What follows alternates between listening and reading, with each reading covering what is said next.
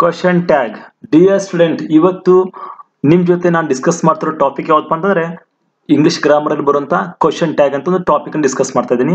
So ಈ topic ಬಗ್ಗೆ ನೀವು ಆಲ್ರೆಡಿ ಕೇಳಿರ್ತೀರಾ. ಸೊ ನಿಮ್ಗೆ ಏನಾದರೂ ಈ ಟಾಪಿಕ್ ಬಗ್ಗೆ ಕನ್ಫ್ಯೂಸ್ ಇದ್ರೆ ಆಫ್ಟರ್ ವಾಚಿಂಗ್ ದಿಸ್ ವಿಡಿಯೋ, ಈ ವಿಡಿಯೋನ ನೀವು ಕಂಪ್ಲೀಟ್ ಆಗಿ ನೋಡಿದ್ಮೇಲೆ ಕಂಪ್ಲೀಟ್ ಆಲ್ಮೋಸ್ಟ್ ನಿಮ್ಗೆ ಇರುವಂತ ಎಲ್ಲ ಡೌಟ್ಸ್ಗಳು ಕೂಡ ಕ್ಲಿಯರ್ ಆಗುತ್ತೆ. ಯಾಕಂತಂದ್ರೆ ಈ ವಿಡಿಯೋದಲ್ಲಿ ನಾನು ನಿಮಗೆ ಕೆಲವೊಂದು ರೂಲ್ಸ್ ಗಳನ್ನ ಡಿಸ್ಕಸ್ ಮಾಡಿದ್ದೀನಿ ಕ್ವಶನ್ ಟ್ಯಾಗ್ ಸಂಬಂಧಪಟ್ಟಾಗೆ. ಆಮೇಲೆ ಒಂದು 15ರಿಂದ 20 ಎಕ್ಸಾಂಪಲ್ಸ್ ಕೂಡ ನಾನು ಡಿಸ್ಕಸ್ ಮಾಡಿದ್ದೀನಿ. ಸೊ ಇದೆಲ್ಲ ನೋಡಿ ಆದ್ಮೇಲೆ ಆಲ್ಮೋಸ್ಟ್ ನಿಮಗೆ ಕ್ವಶನ್ ಟ್ಯಾಗ್ ಬಗ್ಗೆ ಯಾವುದು ಒಂದು ಕೂಡ ಡೌಟ್ಸ್ ಇರಲ್ಲ. ಸೊ ಇನ್ ಕೇಸ್ ಡೌಟ್ ಇದ್ರೆ ಕಮೆಂಟ್ ಬಾಕ್ಸ್ ಅಲ್ಲಿ ನಾನು ಕೇಳಬಹುದು. ಸೊ ಯಾಕೆ ಆ ರೀತಿ ಕ್ವಶನ್ ಆಗಿದೆ, ಕ್ವಶನ್ ಟ್ಯಾಗ್ ಯಾಕೆ ಆಡ್ ಮಾಡಿದೀವಿ ಅಂತ. Dear students, welcome to my new video. Here Yuvraj from EV talk channel. Let's move on the question tag.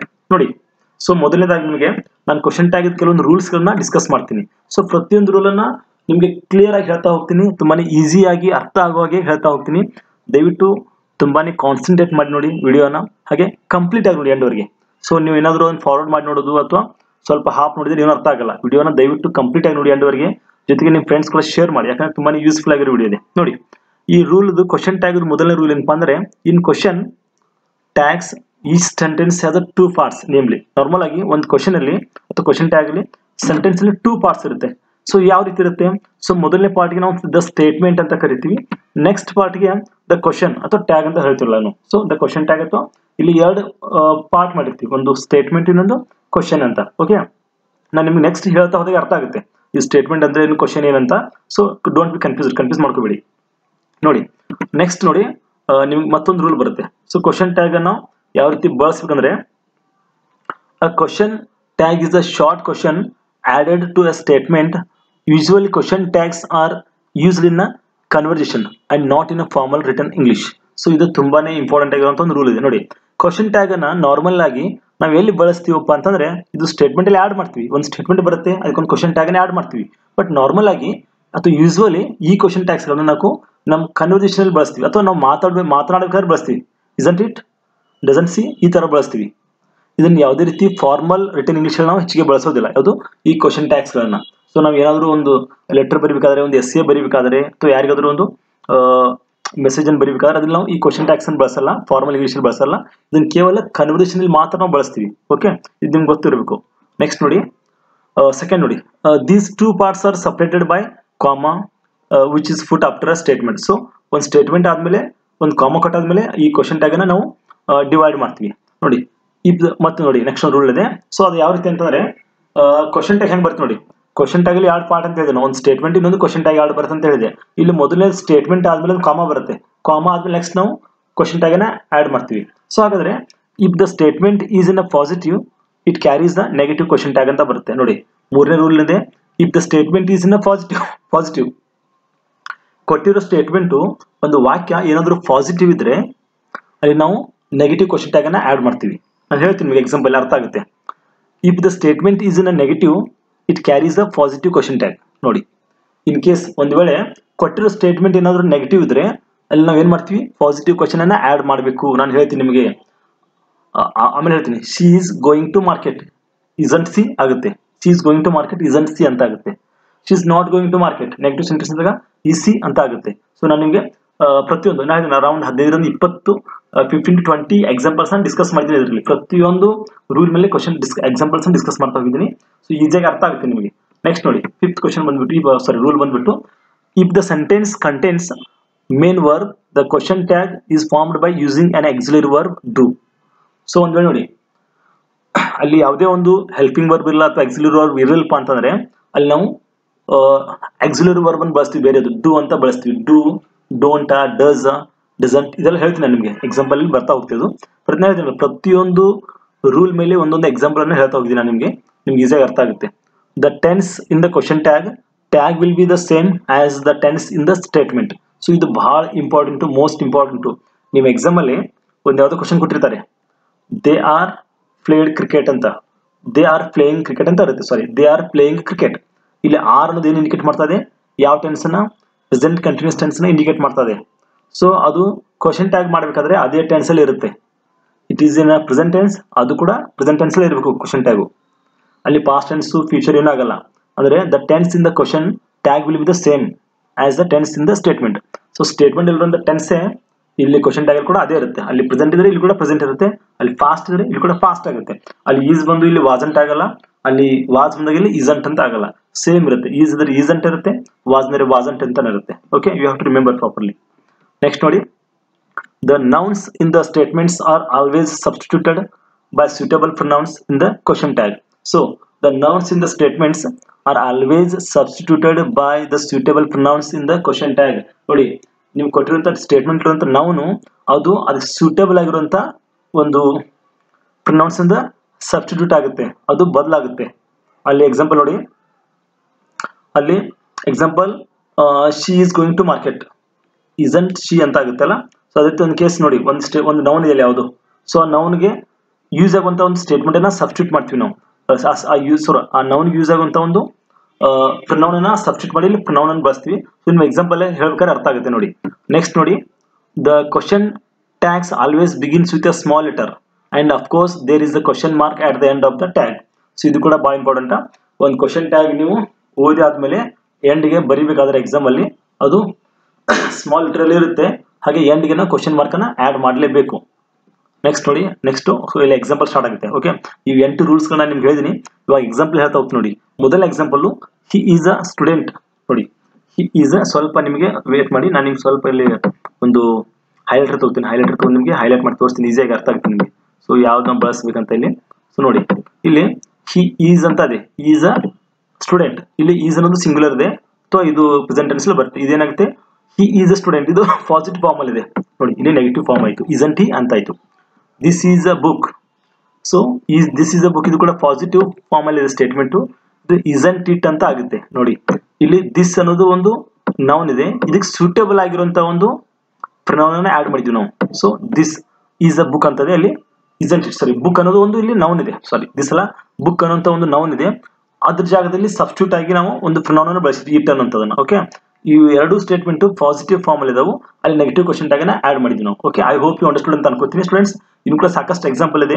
So ಈ ವಿಡಿಯೋ ಕೂಡ ನಿಮ್ಮ ಫ್ರೆಂಡ್ಸ್ ಶೇರ್ ಮಾಡಿ. ಆಲ್ರೆಡಿ ನಾನು ಇವಿ ಟಾಕ್ ಚಾನಲ್ ಅಲ್ಲಿ ಮೋರ್ ದೆನ್ 290+ ವಿಡಿಯೋಸ್ ಇದೆ. I think English grammar, spoken English, ಜೊತೆಗೆ social science English medium ಸಂಬಂಧಪಟ್ಟಂಗಿದೆ, second language English ಕೂಡ ಇದೆ. ಸೊ ಇನ್ ಫ್ಯೂಚರ್ ಕೂಡ ಸಾಕಷ್ಟು ವಿಡಿಯೋಸ್ ಅನ್ನು ಅಪ್ಲೋಡ್ ಮಾಡ್ತಾ ಇದ್ದೀನಿ.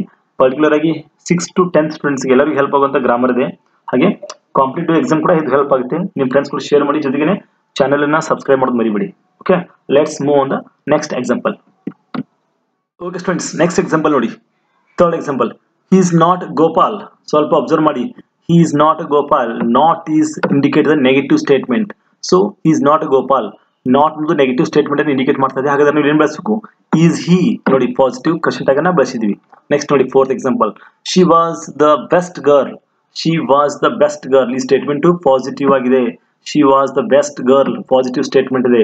ವಾಟ್ ಏನ್ ಬಳಸಬೇಕು ನಾವು ಇಲ್ಲಿ, ನೆಗೆಟಿವ್ ಕ್ವಶನ್ ಟ್ಯಾಗ್ ಮಾಡಬೇಕು. ವಾಸಂಟ್ ಅಂತ ಬಳಸ್ತೀವಿ ನೋಡಿ, ವಾಸಂಟ್ ಸಿ ಅಂತ ಬರೆದು, ನಾನು ಅವಾಗಲೇ ಹೇಳ್ತಿದ್ದೀನಿ, ಶಿ ಅನ್ನೋದು ಸ್ಮಾಲ್ ಅಂದ್ರೆ ಸೆಕೆಂಡ್ ಒಂದು ಸ್ಮಾಲ್ ಅಲ್ಫಾಬೆಟಿಕ್ ಫಾರ್ಮ್ ಅಲ್ಲಿ ಇರಬೇಕು, ಜೊತೆಗೇನೆ ಇಲ್ಲಿ ಕ್ವಶನ್ ಮಾರ್ಕ್ ಅನ್ನು ಕಂಪಲ್ಸರಿ ಬಳಸಲೇಬೇಕು. ನೆಕ್ಸ್ಟ್ ನೋಡಿ, fifth example, I have no pens. So ಈ ಸೆಂಟೆನ್ಸ್ ಏನಿದೆ ನೆಗೆಟಿವ್ ಫಾರ್ಮ್ ಅಲ್ಲಿ ಇದೆ, ಐ ಹ್ಯಾವ್ ನೋ ಪೆನ್ಸ್ ಅಂತ ಇದೆ. ಇಲ್ಲಿ ಹ್ಯಾವ್ ಐ ಅಂತ ಒಂದು ಪಾಸಿಟಿವ್ ಕ್ವಶನ್ ಟ್ಯಾಗ್ ಅನ್ನ ಬಳಸಿದ್ವಿ. Next, they were not free. Okay, they were not free. Not ಏನ್ ಇಂಡಿಕೇಟ್ ಮಾಡ್ತಾ ಇದೆ, they were not free. Not ಅನ್ನೋದು ನೆಗೆಟಿವ್ ಅನ್ನ ಇಂಡಿಕೇಟ್ ಮಾಡ್ತಾ ಇದೆ. ವೇರ್ ದೇ ಏನ್ ಹೇಳ್ತದೆ, ಪಾಸಿಟಿವ್ ಕ್ವಶನ್ ಟ್ಯಾಗ್ ಅನ್ನ ತಗೋತಾ ಇದೆ. ನೆಕ್ಸ್ಟ್ ನೋಡಿ, I will not ask any question ಅಂತ ಇದೆ. I will not ask any question, ಇದು ಕೂಡ ನೆಗೆಟಿವ್ ಫಾರ್ಮ್ ಅಲ್ಲಿ ಇದೆ. ಐ ವಿಲ್ ನಾಟ್ ಆಸ್ಕ್ ಅನ್ನೋದು ನೆಗೆಟಿವ್ ಫಾರ್ಮ್ ಅಲ್ಲಿ ಇದೆ ಸ್ಟೇಟ್ಮೆಂಟ್. ಸೊ ಇಲ್ಲಿ ವಿಲ್ ಐ ಅನ್ನೋ ಒಂದು ಪಾಸಿಟಿವ್ ಕ್ವಶನ್ ಟ್ಯಾಗ್ ಅನ್ನ ಬಳಸ್ತಾ ಇದೀವಿ. ನೆಕ್ಸ್ಟ್ ನೋಡಿ ಎಕ್ಸಾಂಪಲ್ ಅನ್ನ, 8th ಎಕ್ಸಾಂಪಲ್ ನೋಡಿ, teachers had not taught poems. Had they ಅಂತ ಬರುತ್ತೆ ನೋಡಿ, ಇಲ್ಲಿ ಟೀಚರ್ಸ್ ಹ್ಯಾಡ್ ನಾಟ್, ಇಲ್ಲಿ ಹ್ಯಾಡ್ ನಾಟ್ ಅಂದ್ರೆ ನೆಗೆಟಿವ್ ಸ್ಟೇಟ್ಮೆಂಟ್ ಇದೆ. ಸೊ ನಾವಿಲ್ಲಿ ಹ್ಯಾಡ್ ದೇ ಅಂತ ಬಳಸಬೇಕು. ನೋಡಿ, ಇನ್ ಕೇಸ್ ಇಲ್ಲಿ ನಾಟ್ ಇರಲಿಲ್ಲಪ್ಪ ಅಂತಂದ್ರೆ, ಟೀಚರ್ಸ್ ಹ್ಯಾಡ್ ಟಾಟ್ ಪೋಯಮ್ಸ್ ಅಂತಿದ್ರೆ ಇಲ್ಲಿ ಹ್ಯಾಡಂಟ್ ದೇ ಅಂತ ಆಗ್ತಿತ್ತು. ಬಟ್ ಇಲ್ಲಿ ಹ್ಯಾಡ್ ನಾಟ್ ಅಂತ ನೆಗೆಟಿವ್ ಸ್ಟೇಟ್ಮೆಂಟ್ ಇರೋದ್ರಿಂದ ನಾವಿಲ್ಲಿ ಪಾಸಿಟಿವ್ ಒಂದು ಕ್ವಶನ್ ಟ್ಯಾಗ್ ಅನ್ನ ಬಳಸಿದೀವಿ. ನೆಕ್ಸ್ಟ್ ನೋಡಿ, 9th ಎಕ್ಸಾಂಪಲ್ ಅನ್ನ, they are coming to school. They are coming to school, ಇದು ಪಾಸಿಟಿವ್ ಸ್ಟೇಟ್ಮೆಂಟ್ ಇದೆ, they are coming to school ಅಂತ. ಸೊ ಇಲ್ಲಿ ಆರ್ ಬಿಕಮ್ ಆರಂಟ್ ದೇ ಅಂತ ಆಗುತ್ತೆ. ಸೊ ಆರಂಟ್ ದೇ ಅಂತ ಬಳಸ್ತೀವಿ ನಾವು. ನಾನು ಅವಾಗ ನಿಮ್ಗೆ ಹೇಳಿದಿನಲ್ಲ, ಇದು ಯಾವ ಟೆನ್ಸಲ್ ಇದೆ ಅದೇ ಟೆನ್ಸಲ್ ನೀವು ಬಳಸಬೇಕು. ಇಲ್ಲಿ ಆರ್ ಅಂತದೆ, ಇಲ್ಲಿ ವೇರ್ ಅಂತ ಬಳಸಕ್ಕಾಗಲ್ಲ, ನೀವು ಆರ್ ಅನ್ನೋದನ್ನ ಆರಂಟ್ ಅಂತ ಬಳಸಬೇಕಾಗುತ್ತೆ. I am a student. ನೋಡಿ, ಇಲ್ಲಿ ಸ್ವಲ್ಪ ಸರಿಯಾಗಿ ಅರ್ಥ ಮಾಡ್ಕೊಳ್ಳಿ. ಐ ಆಮ್ ಅ ಸ್ಟೂಡೆಂಟ್, ಇಲ್ಲಿ ಐ ಆಮ್ ಅ ಸ್ಟೂಡೆಂಟ್ ಇದೆ, ಇಲ್ಲಿ ಆರಂಟ್ ಐ ಅಂತ ಬಳಸಿದ್ವಿ. ಸೊ ನಿಮ್ಗೆ ಕನ್ಫ್ಯೂಸ್ ಆಗ್ತಿರ್ಬೋದು, ಸರ್ ಇಲ್ಲಿ ಆಮ್ ಇದೆ ಬಟ್ ಇಲ್ಲಿ ಯಾಕೆ ಆರ್ ಬಳಸಿದಾರೆ ಅಂತ. ಮೇಲ್ಗಡೆ ಆರ್ ಇದೆ ಆರಂಟ್ ಬಳಸಿದಾರೆ, ಬಟ್ ಇಲ್ಲಿ ಯಾಕೆ ಆಮ್ ಇದೆ ಇಲ್ಲಿ ಯಾಕೆ ಆರಂಟ್ ಬಳಸಿದ ಅಂತಾರೆ. ಸೊ ಇಂಗ್ಲಿಷ್ ನಲ್ಲಿ ಆಮಂಟ್ ಅನ್ನೋಂಥ ಒಂದು ವರ್ಡ್ ಇಲ್ಲ, ಆಮಂಟ್ ಅನ್ನೋಂಥ ಒಂದು ಶಬ್ದ ಇಲ್ಲ. ಹೀಗಾಗಿ ಇದು ಬಹಳ ಇಂಪಾರ್ಟೆಂಟ್. ಎಕ್ಸಾಮ್ ಅಲ್ಲಿ ಸಾಕಷ್ಟು ಸಾರಿ ಕ್ವಶನ್ ಕೂಡ ರಿಪೀಟ್ ಆಗಿದೆ, ಸಾಕಷ್ಟು ಕಾಂಪಿಟೇಟಿವ್ ಎಕ್ಸಾಮ್ ಅಲ್ಲಿ ಕೂಡ ರಿಪೀಟ್ ಆಗಿದೆ. ಆಮೇಲೆ ಇವನ್ SSLC ಎಕ್ಸಾಮ್ ಸ್ಟೂಡೆಂಟ್ಸ್ ಎಕ್ಸಾಮ್ ಅಲ್ಲಿ ಕೂಡ ಇದು ಕ್ವಶನ್ ರಿಪೀಟ್ ಆಗಿದೆ. ಯಾಕಂದ್ರೆ ಇದು ಕನ್ಫ್ಯೂಸ್ ಆಗುತ್ತೆ. ನೀವೇನ್ ಮಾಡ್ತೀರಾ, ಆರ್ ಇಲ್ಲಿ ಆರಂಟ್ ಬಂದಾಗೆ ಆಮ್ ಅಂದ್ರೆ ಆಮಂಟ್ ಅನ್ನೇ ಬಳಸ್ತಾರ. ಅಲ್ಲಿ ಆಮಂಟ್ ಕೂಡ ಆಪ್ಷನ್ಸ್ ಕೊಟ್ಟಿರ್ತಾರೆ ನಮಗೆ, ಬಟ್ ಆಮಂಟ್ ಅನ್ನೋ ಶಬ್ದ ಅಲ್ಲ ಇಂಗ್ಲಿಷ್ ನಲ್ಲಿ. ಇನ್ case I am a T student ಅಂತ ಒಂದ್ ವೇಳೆ ಪಾಸಿಟಿವ್ ಸ್ಟೇಟ್ಮೆಂಟ್ ಇದ್ರೆ ಅದು ನೆಗೆಟಿವ್ ಮಾಡ್ಬೇಕಾದ್ರೆ ಆಮಂಟ್ ಅಂತ ಬರಲ್ಲ, ಆರಂಟ್ ಐ ಅಂತಾನೆ ಬಳಸಬೇಕು. It's the most important. So ನಿಮ್ಮ ಎಕ್ಸಾಮ್ ಬರೋಂಥ ಚಾನ್ಸಸ್ ಭಾಳ ಇದೆ ಈ ಕ್ವಶನ್.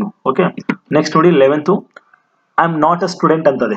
ಸೊ ಇಲ್ಲಿ ಸ್ವಲ್ಪ ಅಬ್ಸರ್ವ್ ಮಾಡಿ, ಐ ಆಮ್ ನಾಟ್ ಸ್ಟೂಡೆಂಟ್ ಅಂತಿದೆ. ಹಾಗಾದ್ರೆ ನೀವು ಇಲ್ಲಿ ಯೋಚನೆ ಮಾಡ್ತಿರ್ಬೋದು, ಸರ್ ಇಲ್ಲಿ ಆಮ್ ಬದಲಾಗಿ ಆಮಂಟ್ ಬರಲ್ಲ, ಆರಂಟ್ ಬಳಸಿದೀವಿ. ಹಾಗಾದ್ರೆ I am not a student ಇದೆ, ಇಲ್ಲಿ ಆರನ್ ಬಳಸಬೇಕಾ? ಇಲ್ಲ, I am not a student ಅಂತ ನೆಗೆಟಿವ್ ಸ್ಟೇಟ್ಮೆಂಟ್ ಇದೆ, ಇಲ್ಲಿ ಆಮ್ ಐ ಅಂತ ಈ ತರ ಒಂದು ವರ್ಡ್ ಇದೆ ಇಂಗ್ಲಿಷ್ ನಲ್ಲಿ, ನಾವು ಬಳಸಬಹುದು. ಐ ಆಮ್ ನಾಟ್ ಸ್ಟೂಡೆಂಟ್ ಅಂತ ನೆಗೆಟಿವ್ ಸ್ಟೇಟ್ಮೆಂಟ್ ಇದೆ, ಬಟ್ ಆಮ್ ಐ ಅಂತ ಬಳಸ್ತೀವಲ್ಲ, ಇದು ಪಾಸಿಟಿವ್ ಬಳಸಬಹುದು. ಬಟ್ ಇದು ಮೇಲಿನ ಸೆಂಟೆನ್ಸ್ ಮಾತ್ರ 10th ಏನ್ ಬರ್ತಲ್ಲ, it's most important for your exam purpose. So I am a student, aren't I ಅಂತ ಬಳಸಬೇಕು. ಐ ಆಮ್ ನಾಟ್ ಸ್ಟೂಡೆಂಟ್ ಅಂದಾಗ ಐ ಆಮ್ ಐ ಅಂತ ಬಳಸಬಹುದು. Okay, let's move on the next example. 12th example ನೋಡಿ, ರಾಣಿ eats ಅ cheese. ರಾಣಿ eats ಅ cheese ಅಂತದೆ. ಇಲ್ಲಿ ಎಲ್ಲಿ ಕೂಡ is ಇಲ್ಲ, ವಾಸ್ ಇಲ್ಲ, ವೇರ್ ಇಲ್ಲ, ಆರ್ ಇಲ್ಲ, ಹ್ಯಾಸ್ ಇಲ್ಲ, ಹ್ಯಾಡ್ ಇಲ್ಲ. ಬಟ್ ಇಲ್ಲಿ ಯಾವುದು ನಾವು ಆಕ್ಸಿಲರಿ ವರ್ಬ್ ಬಳಸಿಲ್ಲ. ಸೊ ನಾನು ಅವಾಗಲೇ ಹೇಳಿದ್ದೀನಿ, ಈ ಸೆಂಟೆನ್ಸು ಏನಿದೆ, ರಾಣಿ ಇಸ್ ಅ ನೌನ್, ಇಲ್ಲಿ ಈಟ್ಸ್ ಅನ್ನೋದು ಪ್ರೆಸೆಂಟ್ ಟೆನ್ಸ್ ಅನ್ನು ಇಂಡಿಕೇಟ್ ಮಾಡ್ತಾ ಇದೆ, ಸಿಂಪಲ್ ಪ್ರೆಸೆಂಟ್ ಟೆನ್ಸ್ ನ. ಸೊ ಹೀಗಾಗಿ ಇಲ್ಲಿ ಡಸಂಟ್ ಅಂತ ಒಂದು ನೆಗೆಟಿವ್ ಬರುತ್ತೆ. ಡೂ, ನಾನು ಅವಾಗ ಹೇಳ್ತಿಲ್ಲ, ಡೂ, ಡೋಂಟ್, ಡಸ್, ಡಸಂಟ್ ಅಂತ ಇದು ಇಲ್ಲಿ ಬರುತ್ತೆ. ರಾಣಿ ಈಟ್ಸ್ ಅ ಚೀಸ್ ಅಂತ. ಸೊ ನೀವು ಇಲ್ಲಿ ನಿಮ್ಗೆ ಏನಾದ್ರು ಇನ್ನೂ ಸ್ವಲ್ಪ ಕನ್ಫ್ಯೂಸ್ ಆಗ್ತಿರ್ಬೋದು, ಡೂ ಎಲ್ಲಿ ಬಳಸ್ಬೇಕು ಹೇಳ್ತೀನಿ ನಿಮಗೆ. ಡೂ ಎಲ್ಲಿ ಬಳಸಬೇಕು ನೋಡ್ಲಿ.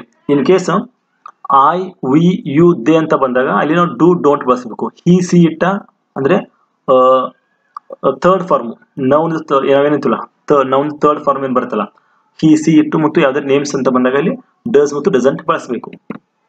13th ಎಕ್ಸಾಂಪಲ್ ನೋಡಿ, you study English, don't you. ನೋಡಿ ಇಲ್ಲಿ, ನೋಡಿ ಇಲ್ಲಿ ಅರ್ಥ ಆಗುತ್ತೆ. ನಾನು ಆವಾಗ ಹೇಳಿದ್ನಲ್ಲ, ಐ, ವಿ, ಯು, ದೇ, ನೆನ್ಪಿಟ್ಕೊಳ್ಳಿ. ಐ, ವಿ, ಯು, ದೇ ಬಂದಾಗ ಡೂ, ಡೋಂಟ್ ಬಳಸಬೇಕು. ಹಿ, ಸಿ, ಇಟ್ ಅಂತ ಬಂದಾಗ ಡಸ್ ಆರ್ ಡಸಂಟ್ ಬಳಸಬೇಕು. Okay, you study English, sorry English ಹಂಗಾಗುತ್ತೆ, ಇಂಗ್ಲಿಷ್ ಎಚ್ ಅಂತ ಆಗ್ಬೇಕು, ಇಂಗ್ಲಿಷ್ ಡೋಂಟ್ ಯು ಅಂತ ಆಗುತ್ತೆ. ನೋಡಿ 14th ಎಕ್ಸಾಂಪಲ್ ನೋಡಿ, he will read this book. ನೋಡಿ he will read this book, will ಏನಾಗುತ್ತೆ, ಓಂಟ್ ಹಿ ಅಂತ ಆಗುತ್ತೆ. ಇಲ್ಲಿ ಪಾಸಿಟಿವ್ ಸ್ಟೇಟ್ಮೆಂಟ್ಗೆ ನೆಗೆಟಿವ್ ಕ್ವಶನ್ ಟ್ಯಾಗ್ ಬಂದಿದೆ. 15th ನೋಡಿ, he didn't pass his exam. Didn't ಅನ್ನೋದು ನೆಗೆಟಿವ್ ಇದೆ ಫಾರ್ಮ್ ಇದೆ, ಇದು ಡಿಡ್ ಹಿ ಅಂತ ಆಗುತ್ತೆ. ಓಕೆ, ನೆಕ್ಸ್ಟ್ ನೋಡಿ, she worked hard today. So ಇಲ್ಲಿ ಸ್ವಲ್ಪ ಅಬ್ಸರ್ವ್ ಮಾಡಿ, ಇಲ್ಲಿ ನಾನು ಹೇಳ್ತಾ ಇದ್ದೀನಿ, ಇಲ್ಲಿ ರಾಣಿ ಅಂತ ಯು ಅಂತ ಬಂತು, ಇಲ್ಲಿ ಯಾವ್ದು ಕೂಡ ವರ್ಕ್ ಫಾರ್ಮ್ ಇಲ್ಲ, ಇಲ್ಲ ಡೋಂಟ್, ಡಸಂಟ್ ಟು ಡೋಂಟ್ ಬಳಸಿದ್ವಿ. ಹಿ ವಿಲ್, ಇಲ್ಲಿ ವಿಲ್ ಬಂದಿತ್ತು, ವಾಂಟ್ ಬಳಸಿದ್ವಿ, ಡಿಡಂಟ್ ಬಂದಿತ್ತು, ಡಿಡ್ ಬಳಸಿದ್ವಿ. ಬಟ್ ಇಲ್ಲಿ ಶಿ ವರ್ಕ್ಡ್ ಹಾರ್ಡ್ ಅಂತದೆ today, she worked hard today ಅಂತದೆ, ಬಟ್ ಇಲ್ಲಿ ಡಿಡಂಟ್, ಶಿ ಬಳಸಿದ್ವಿ. ಯಾಕೆ ಬಳಸಿದ್ವಿ ನೋಡಿ, ಶಿ ವರ್ಕ್ಡ್ ಏನದು ಪಾಸ್ಟ್ ಟೆನ್ಸ್. ಸ್ವಲ್ಪ ಅಬ್ಸರ್ವ್ ಮಾಡಿ, ಮೊದಲನೇ ಯು ಸ್ಟಡಿ ಇಂಗ್ಲಿಷ್ ಅನ್ನೋದು ಪ್ರೆಸೆಂಟ್ ಫಾರ್ಮ್ ಅಲ್ಲಿ ಇತ್ತು, ಯಾವುದು 13th ಎಕ್ಸಾಂಪಲ್ ಪ್ರೆಸೆಂಟ್ ಟೆನ್ಸ್ ಅಲ್ಲಿ, ಹೀಗಾಗಿ ಡೋಂಟ್ ಯು ಬಳಸಿದ್ವಿ. ಬಟ್ ಶಿ ವರ್ಕ್ಡ್ ಹಾರ್ಡ್ ಅನ್ನೋದು ಪಾಸ್ಟ್ ಟೆನ್ಸ್ ಅಲ್ಲಿ ಇದೆ, ಹೀಗಾಗಿ ವರ್ಕ್ಡ್ ಅನ್ನೋದು ಪಾಸ್ಟ್ ಟೆನ್ಸ್ ಅಲ್ಲಿ ಇದೆ.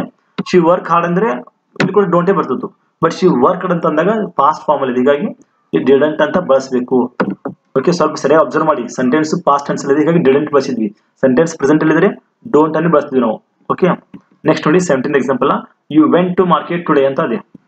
ಈ ವೆಂಟ್ ಅನ್ನೋದು ಇರೋದು ಪಾಸ್ಟ್ ಟೆನ್ಸು, ಸೊ ಅದಕ್ಕೆ ನಾನು ಬಳಸಿದ್ವಿ, ಡಿಡಂಟ್ ಬಳಸಿದ್ವಿ. ಇಲ್ಲಿ ಸ್ಟೂಡೆಂಟ್ಸ್ ಸರಿಯಾಗಿ ಅಬ್ಸರ್ವ್ ಮಾಡಿ, you went to market today, didn't you ಅಂತ ಇದೆ. ನೆಕ್ಸ್ಟ್ ನೋಡಿ, she likes him, doesn't she, she likes him. ನೋಡಿ ಶಿ ಲೈಕ್ಸ್ ಹಿಮ್ ಅನ್ನೋದು, ಲೈಕ್ಸ್ ಅನ್ನೋದು ಪ್ರೆಸೆಂಟ್ ಟೆನ್ಸ್ ಅಲ್ಲಿ ಇದೆ, ಹೀಗಾಗಿ ಇದು ಸಿಂಪಲ್ ಪ್ರೆಸೆಂಟ್ ಟೆನ್ಸ್ ಅಲ್ಲಿ ಇದೆ. ಹೀಗಾಗಿ ಡೂ ಅದು ಬರಲ್ಲ, ನಾವು ಹೇಳಿದ್ನಲ್ಲ, ಹಿ, ಸಿ, ಇಟ್ಟ ಅಥವಾ ನೇಮ್ಸ್ ಬಂದಾಗ ಡೂ, ಡಸ್ ಮತ್ತು ಡಸಂಟ್ ಬರುತ್ತೆ. ಹೀಗಾಗಿ ಇಲ್ಲಿ ಶಿ ಬಂದಿದೆ, ಥರ್ಡ್ ಫಾರ್ಮ್ ಇದೆ ನೌನ್, ಹೀಗಾಗಿ ಇಲ್ಲಿ ಶಿ ಲೈಕ್ಸ್ ಹಿಮ್ ಅಂದಾಗ ಡಸಂಟ್ ಸಿ ಅಂತ ಬರುತ್ತೆ. ನೆಕ್ಸ್ಟ್ ನೋಡಿ 19th example, I don't need to finish this today ಅಂತ ಇದೆ. I don't need to finish this today, it's negative form ಇದೆ, ನೆಗೆಟಿವ್ ಸ್ಟೇಟ್ಮೆಂಟ್ ಇದೆ.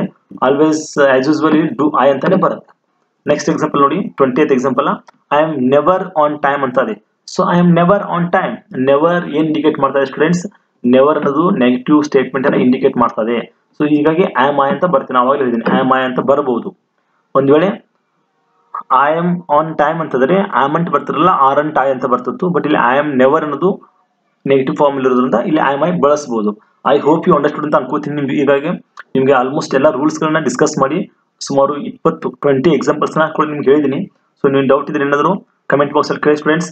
Dear students, thank you so much for watching my video.